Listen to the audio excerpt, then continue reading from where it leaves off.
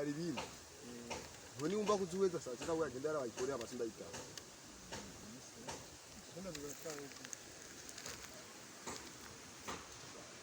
Doze saa cyenda rero twatubwira ajya kwagira ndagira ngo ndena ntari yumva ana ubenjuwe aje ashaka ngatweje atakufaga duhejeje unaza kunaza yova ndikuheje ahubwo mugirizi wanjye barabigiteye kisha ubani nene kuti yitware nanze kwanditswa ishuri yari apana mbega gadi wabonye meze Sachini wale apare kusema gitabo. Wewe usugira ikibazo nabyo. None beka kintu. None ngina guti. Kubitamwe ivumbi bese muri ubushaje.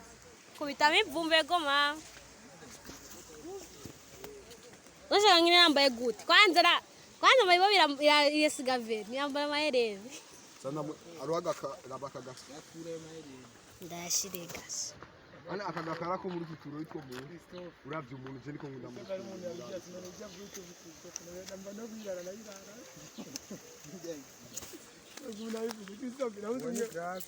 oya nawuzumwe akabura Kristo mubone ndaka umvena beautiful ni waruhuka Kristo na angora ngonze ngora isika mu eno wewe na memkelvis Elvis eno wewe yabanda afise managindana Nino fata urugendo rwakure nkaje ndayasize. Ngarega none bisobe nawe yicaye. Bluetooth igufashije. Ndaza kuri umukono. Bluetooth igufasha mu gihe uri kurugura wowe. Abo muri kumwe ntibabyumve. Wewe usawugize oya gusize baruka basi. Nduza n'abakonzo wanjye amene yamabanga yanje yose yumvise wewe mu mugire basi. Amabanga imara amabanga ya leta. No kwanza reka nakwazi kibazo no. Ushaka nka wewe. Pensa mahera. Wewe utagira mahera. Aboza azigira bufashi. Isubizamo. Aziziro subizamo.